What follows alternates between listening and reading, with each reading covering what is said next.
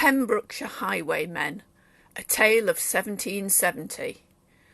Published in the Tenby Observer Weekly List of Visitors and Directories, June 1870. By an anonymous author. Read by Bethina.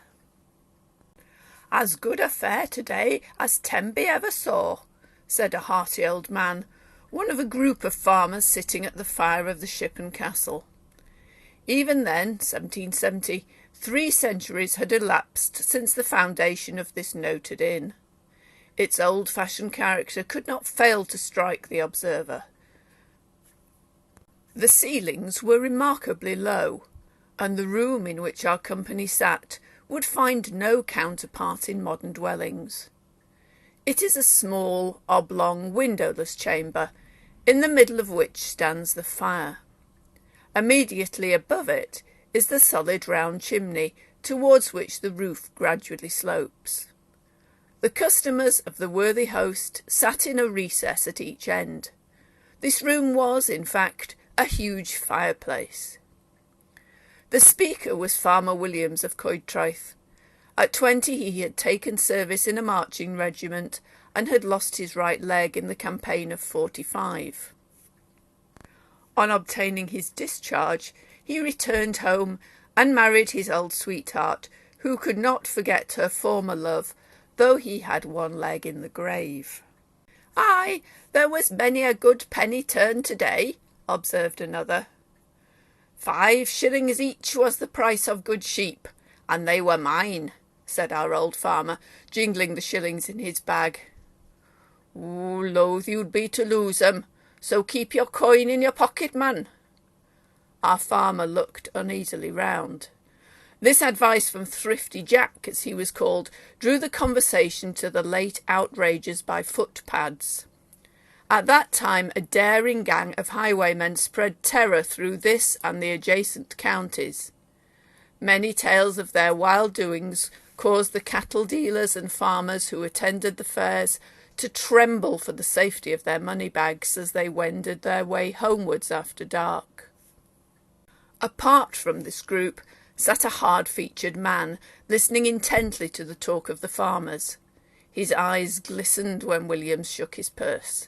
He was, in fact, a spy of those very desperadoes whose actions were then being canvassed. Seeing that the farmers were about to leave, the robber hastened away. The farmers were soon mounted. Many of them, and among the number Williams, took their way towards Bagelly and Saundersfoot, up what is now called the Old Road. Turning off towards Saundersfoot, our sturdy farmer parted with his jovial companions and was obliged to pursue his way alone. But being well mounted and of a courageous disposition, he did not feel at all alarmed at his situation. The highwaymen had already heard from their accomplice of his coming. William's horse was suddenly stopped by a rough hand on the bridle, and simultaneously 2 men appeared at the side, demanding his money. The old soldier, though startled, did not lose his presence of mind. Leaning over the other side of his nag, as if to undo his saddlebags, he began unscrewing his wooden leg, continuing to exclaim, "It's very hard! It's very hard!" With loud threats the robber bade him make a speedy surrender, thinking from what he was saying that he was deploring his own sad fate, and not describing the firmness of the texture of his wooden supporter. With a heavy blow he suddenly felled to the ground the first man who had sprung to the horse's head, and so adroitly and vigorously did our farmer plant his blows that he succeeded in getting free, and setting his solitary spur to his horse, soon distanced his assailants, who, not expecting such resistance, were unprepared with firearms, or it might have ended differently. Without further molestation, our farmer reached his home. Heartily was the old man received by his wife and daughter Lucy. The clatter of his horse's hoofs had brought them both to the door. They listened with alarm to the attack and defeat of the 3 highwaymen, and hurried the hero within doors. After supper, Lucy took down her harp and sang to her father and lover, for Tom Jones had dropped in. The evening slipped happily away, till they were suddenly alarmed by a loud knocking at the outer door. Tom was sent to the window to reconnoitre. He returned with the intelligence that 4 men were standing in front of the house. A second cautious look left no doubt in the minds of the inmates of the character of the untimely visitors. The knocking was repeated more loudly than ever before. Williams could decide what was best to be done. He begged his daughter to continue her song, and placed on the supper table a large jug of strong ale, not doubting that the men, if they succeeded in entering the house, would fetch more from the cellar. The good wife bethought herself of her poppy wine, and placed several bottles in a side cupboard. For this beverage the worthy dame was justly celebrated.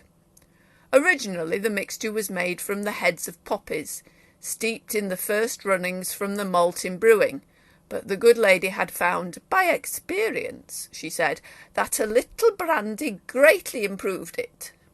Her last batch owed much of its merits to a large contribution levied on a keg of French brandy, procured from the Lydstep smugglers. "It has a soothing effect," the maker said, who usually prescribed 2 tablespoons for herself before retiring to rest. Taking with them whatever valuables they could easily carry, the family then took refuge in the top story. Coedtraeth House was, like many lone houses of the time, very strongly built. There were 2 stories. Of the ground floor nothing need be said. On the second were 2 oaken doors which protected one side of the house and could be fastened with iron bars, while leading to the 3rd story was a staircase, so contrived that when the door at the bottom was shut, the steps were completely concealed. As the farmer had anticipated, the knocking was soon changed into blows. A loud crash at the window informed him that an entrance had been effected. They were engaged for half an hour in ransacking the lower premises before they began to ascend. Arrived on the 2nd floor, they rummaged the open rooms before they attacked the oaken door. This obstacle, unprovided as they were with efficient tools, long defied their efforts. However, working with an industry that was worthy a better cause, they at last contrived to drive it before them. Their success laid open another set of rooms, but their prey seemed to have vanished, for the door of the staircase was not discovered immediately.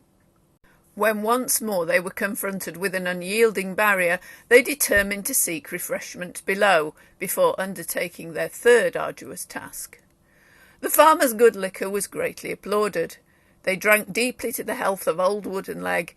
The poppy wine for some time escaped their notice, but when found they paid exclusive attention to it. The leader now proposed a renewal of the attack. They accordingly hastened upstairs, but were by this time so unsteady that they did no more than utter loud threats of instant destruction if Williams and the rest did not come down at once. They then returned to the wine. The good wife's poppy wine proved very efficacious. Sleep overpowered them all.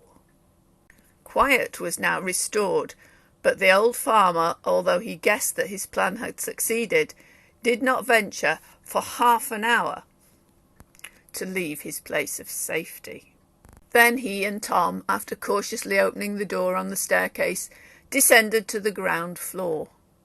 There they found the burglars stupefied with the medicated liquor. Some cords were quickly procured, and Tom bound them one after another, while the farmer stood over with the poker, ready to strike if either gave signs of returning consciousness. Fortunately, they were all safely secured. Tom then saddled the farmer's horse and rode to Tenby for assistance in removing the prisoners. The news spread like wildfire, and as usual the exploit was greatly exaggerated. Plenty of hands were found willing to convey the captives to the dungeon in St. George's Street. At the next sessions these men were tried and hanged according to the severity of the times. This proved the death blow to the rest of the gang. It dispersed, and was never afterwards heard of in Pembrokeshire. Farmer Williams gained great renown through that night's work, and he long lived to tell the tale of the thrashing he gave 3 highwaymen with his wooden leg, and the capture of 4, through his wife's poppy wine. I hope you enjoyed this story. If you did, please remember to hit the like button. And as always, thank you for listening.